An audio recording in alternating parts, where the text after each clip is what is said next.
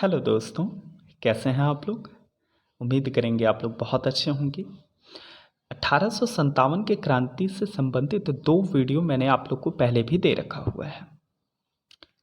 चीज़ों को आपको कुछ भी नहीं करना है, कान में ईयरफोन लगा करके चीज़ों को सिर्फ सुनने हैं। जितना आप सुनोगे आपका पूरा पॉइंट आपका क्लियर होता जाएगा। एक ही वीडियो करीबन 2 से 3 बार आप सुनिए। मैं आपसे 100% श्योरिटी के साथ कह रहा हूँ कि 1857 से संबंधित एक भी प्रश्न आप लोग का दूर आपसे नहीं जाने वाला। चलिए चीज़ों को शुरू करते हैं। बाल गंगाधर तिलक के बारे में। महाराष्ट्र में क्रांतिकारी आंदोलन उभारने का श्रेय किसको जाता है? बाल गंगाधर तिलक के एक पत्र इन्होंने लिखा था, केसरी, जो कि मराठी भाषा में इन्होंने लिखा था। उसी के थ्रू, उसी के बदौलत महाराष्ट्र में क्रांतिकारी आंदोलन उभरा था। तिलक ने 1893 में गणपति और 1895 में शिवाजी महोत्सव प्रारंभ किया। 1893 में गणपति महोत्सव और 1895 में शिवाजी महोत्सव इन्होंने प्रारंभ किया। अब सुनिएगा, वैलेंटाइन शिरोल ने बाल गंगाधर तिलक को भारतीय असंतोष का जनक कहा है। बस केवल बाल गंगाधर तिलक को ही नहीं, आर्य समाज को भी। इन दोनों लोगों को, आर्य समाज के संस्थापक कौन हैं? दयानंद सरस्वती हैं। और दयानंद सरस्वती आर्य समाज के संस्थापक हैं। आर्य समाज, बाल गंगाधर तिलक, दोनों को वैलेंटाइन शिरोल ने कहा क्या था? भारतीय असंतोष का जनक। भारतीय असंतोष का जनक। खुदीराम बोस, इनके बारे में थोड़ा सा सुन लेते हैं। खुदीराम बोस बंगाल के क्रांतिकारियों के युगांतर दल के सक्रिय सदस्य थे। युगांतर दल के नेता वारिंद्र कुमार घोष थे। युगांतर दल के नेता कौन थे? वारिंद्र कुमार घोष। लेकिन खुदीराम बोस जो थे, बंगाल के क्रांतिकारियों के युगांतर दल के सक्रिय एक नेता थे। जैसे कि घोष जी थे, वैसे ही खुदीराम बोस भी थे। अच्छा, खुदीराम बोस के बारे में थोड़ा सा सुन लेते हैं कि प्रफुल्ल चाकी कौन थे? प्रफुल्ल चाकी इनके साथ, खुदीराम बोस के साथ 30 अप्रैल 1908 को मुजफ्फरनगर के जज किंग्सफोर्ड की हत्या करने का प्रयत्न इन्होंने किया। गलती से बम कैनेडी की गाड़ी पर गिर पड़ा, जिससे दो महिलाओं, प्रिस्टले की पत्नी और उसकी बेटी, दोनों लोग एक्सपायर कर गए। चाकी ने तो आत्महत्या कर लिया। जो प्रफुल्ल चाकी जो थे, ये तो आत्महत्या कर लिए। लेकिन खुदीराम बोस लगभग 18 वर्ष की अवस्था में 11 अगस्त 1908 को इनको फांसी दे दिया गया। इंडियन होम रूल सोसाइटी, इसके बारे में थोड़ा सा सुन लेते हैं कि 1905 में लंदन में श्याम जी कृष्ण वर्मा ने इंडियन होम रूल सोसाइटी की स्थापना की थी। इंडियन होम रूल सोसाइटी की स्थापना हुई कहाँ पर थी? लंदन में हुई थी। उससे भी बड़ी बात ये चीज़ कि श्याम जी कृष्ण वर्मा को क्रांतिकारियों का पिता भी कहा जाता है। जिन्होंने इंडियन होम रूल सोसाइटी की स्थापना जिसने की थी, कौन किए थे? श्याम जी कृष्ण वर्मा। और इन्हीं को क्रांतिकारियों का पिता भी कहा जाता है। ये प्रश्न देखिए पूछा गया है एक बार नहीं कई बार, कि क्रांतिकारियों का पिता किसे कहा गया है? किसको कहा गया है? श्याम जी कृष्ण वर्मा को। हाँ जी, ये सबसे महत्वपूर्ण बात, सोच का विभाजन। अखिल भारतीय मुस्लिम लीग, सुनिएगा इसके बारे में। 30 दिसंबर 1906 क्या हुआ था? ढाका के नवाब सलीम उल्लाह खान के निमंत्रण में एक सम्मेलन बनाया गया था। एक सम्मेलन बुलाया गया था। नवाज वकारुल मुल्क ने इसके अध्यक्षता की। इसी सम्मेलन में अखिल भारतीय मुस्लिम लीग का उदय हुआ। अखिल भारतीय मुस्लिम लीग का उदय किस सम्मेलन में हुआ था? सलीम उल्लाह द्वारा ढाका में बुलाए गए सम्मेलन में हुआ था। उससे भी बड़ी बात, इसकी अध्यक्षता किसने की थी? वकारुल मुल्क ने की थी। इसी सम्मेलन में अखिल भारतीय मुस्लिम लीग का उदय हुआ।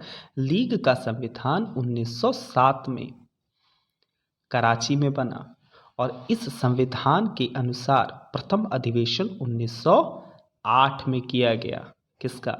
मुस्लिम लीग का। कहाँ पर? अमृतसर में किया गया।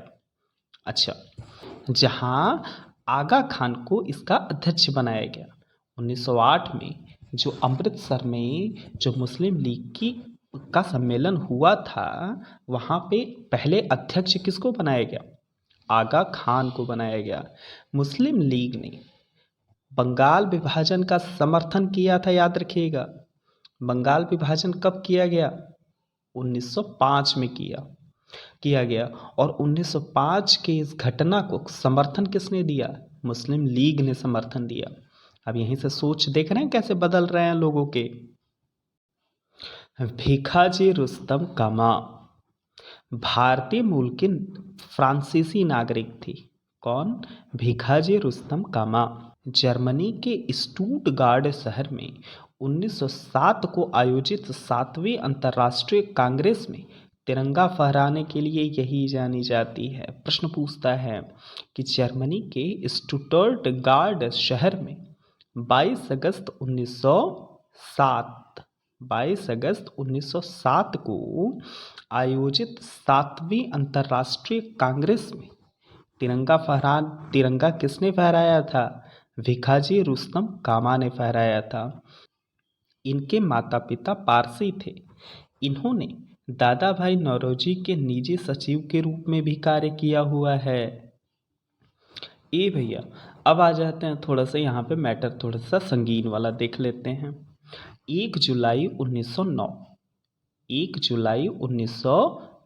को मदन लाल ढींगरा, ये जो ढींगरा साहब जो हैं, विलियम कर्जन वाइली को गोली मारकर उनकी हत्या इन्होंने कर दी। किसने? मदन लाल ढींगरा ने। किसका? विलियम कर्जन वाइली का। 16 अगस्त 1909 को, 1 जुलाई को इन्होंने मदन लाल ढींगरा ने विलियम कर्जन को मारा और 16 अगस्त 1909 को इनको मृत्यु दंड दे दिया गया। अनंत कान्हरे जैक्सन को गोली मार दिए। कब?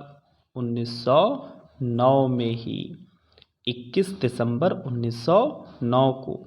मैटर क्या था? पिछले चीज़ों का बदला लेना, मदन लाल ढींगरा को मारने का बदला लेना। लॉर्ड हार्डिंग, जॉर्ज पंचम, इसकी कहानी थोड़ा सा सुनिएगा। वायसराय लॉर्ड हार्डिंग ने 1911 में, लॉर्ड हार्डिंग कौन थे? भारत के वायसराय थे। 1911 में दिल्ली में भव्य दरबार का आयोजन इन्होंने किया। वजह क्या था? इंग्लैंड के सम्राट जॉर्ज पंचम एवं मेरी, मतलब इनके वाइफ, के स्वागत में लॉर्ड हार्डिंग ने 1911 में दिल्ली में एक दरबार का इन्होंने आयोजन किया। इस आयोजन में हुआ क्या क्या था, सुनिएगा। बंगाल विभाजन को रद्द कर दिया गया। बंगाल विभाजन कब हुआ था? 1905 में हुआ था। अच्छा, बंगाली भाषी क्षेत्रों को मिलाकर अलग एक प्रांत बनाया गया। बिहार एक अलग राज्य बना जिसमें उड़ीसा भी शामिल था। मतलब बंगाल एक अलग राज्य था और बिहार को एक अलग बनाया गया, और जो उड़ीसा जो है उस समय बिहार में ही जुड़ी हुई थी। अंतिम और महत्वपूर्ण काम क्या हुआ कि राजधानी को कलकत्ता से दिल्ली स्थानांतरित कर दिया गया। और कलकत्ता से दिल्ली स्थानांतरित किस वर्ष हुआ? 1912 में हुआ। घोषणा 1911 में हुआ था, लेकिन हुआ कब? 1912 में हुआ। 1911 में राजधानी को कलकत्ता से दिल्ली स्थानांतरित करने की घोषणा की गई थी और 1912 में राजधानी दिल्ली को घोषित कर दिया गया। याद रहेगा। आगे चलते हैं।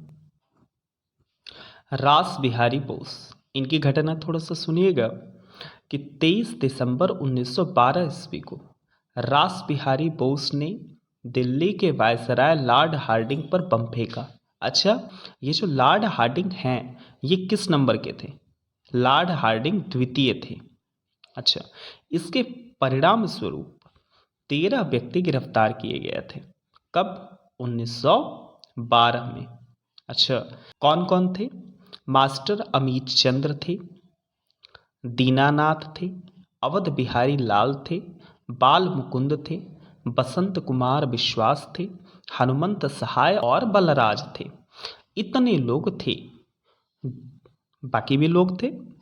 दीनानाथ दबाव में आकर सरकारी गवाह बन गए और मास्टर अमित चंद को, अवध बिहारी लाल को, बाल मुकुंद और बसंत कुमार विश्वास को फांसी दे दिया गया।